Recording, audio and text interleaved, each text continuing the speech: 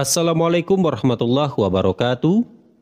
Segala puji dan syukur kita panjatkan kehadirat Allah, di mana pada kesempatan video kali ini kita dapat bertemu kembali di channel Insan Bertakwa yang insya Allah penuh barokah ini. Salawat dan salam marilah kita haturkan kepada junjungan kita, Nabi besar Muhammad Sallallahu Alaihi Wasallam. Allahumma sholli ala Sayyidina Muhammad wa ala ali Sayyidina Muhammad. Para sahabat channel YouTube yang dirahmati Allah, membaca Al-Quran adalah salah satu bentuk ibadah dalam umat Islam. Ketika membaca Al-Quran, maka seorang muslim perlu memperhatikan adab-adab dan tata krama membaca Al-Quran. Hal ini dilakukan untuk mendapatkan kesempurnaan pahala dalam membaca Al-Quran. Maka untuk itu, bagi sahabat yang belum mengetahuinya wajib menonton video ini, agar kita mengetahui adab membaca dan melafalkan bacaan Al-Quran. Bahkan ada juga terdapat larangan membaca Al-Quran pada kondisi tertentu. Namun sebelum kita bahas lebih lanjut, bagi sahabat yang baru berkunjung di channel Insan Bertakwa, saya mengajak untuk mendukung channel ini dengan cara mengklik tombol subscribe yang ada di bawah bagian kanan video ini. Dan bagi yang telah subscribe, saya ucapkan terima kasih. Semoga dengan adanya video ini memberikan manfaat dan menambah ilmu pengetahuan kita semua. Baiklah para sahabat, semua umat muslim percaya bahwa membaca Al-Quran merupakan amalan yang baik dan mendatangkan pahala. Maka tidak heran banyak orang berlomba untuk membaca Al-Quran pada waktu-waktu tertentu. Selain itu, sebenarnya tidak ada larangan perihal waktu dalam membaca Al-Quran. Namun, ada aktivitas membaca Al-Quran yang tidak diperkenankan pada saat dan situasi yang sesuai dengan keterangan syariat. Sebagaimana di dalam kitab At-Tibyan fi Adabi Hamalatil Quran, Imam Nawawi menyebutkan secara rinci waktu dan tempat yang sebaiknya dihindari untuk membaca Al-Quran.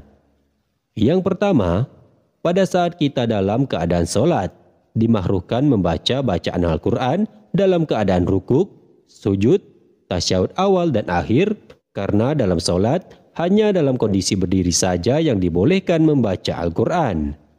Dalam hadis riwayat Imam Muslim dari Sayyidina Ali, dia berkata, Nabi melarangku membaca Al-Quran pada saat rukuk dan sujud.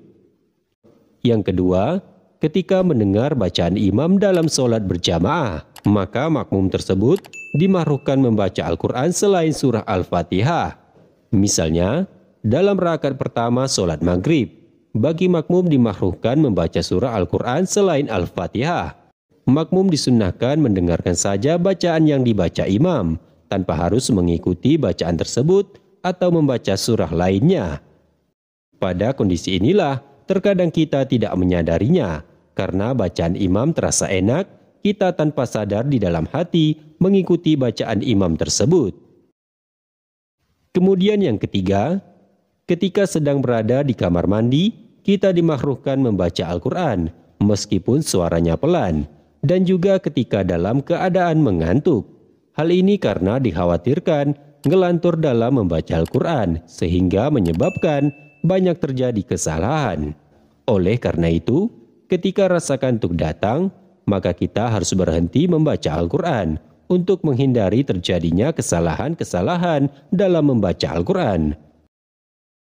Kemudian yang terakhir, ketika khotib sedang menyampaikan khutbah pada saat sholat Jumat, kita dimakruhkan membaca Al-Quran, kecuali dia tidak mendengar khutbah tersebut karena jauh atau suara khatib terlalu samar-samar.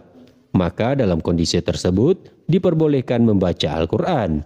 Bahkan sebagian ulama menganjurkan untuk membaca Al-Quran pada saat dia tidak mendengar khutbah yang khatib sampaikan. Dengan demikian, penjelasan dari Imam Nawawi di dalam kitab At-Tibyan fi Adabi Hamalatil Quran sudah jelas terdapat waktu dan tempat yang sebaiknya dihindari untuk membaca Al-Quran. Semoga dengan adanya ulasan video ini dapat menambah wawasan dan tentunya bermanfaat. Terima kasih sudah menonton video ini. Sampai jumpa pada video selanjutnya. Wassalamualaikum warahmatullahi wabarakatuh.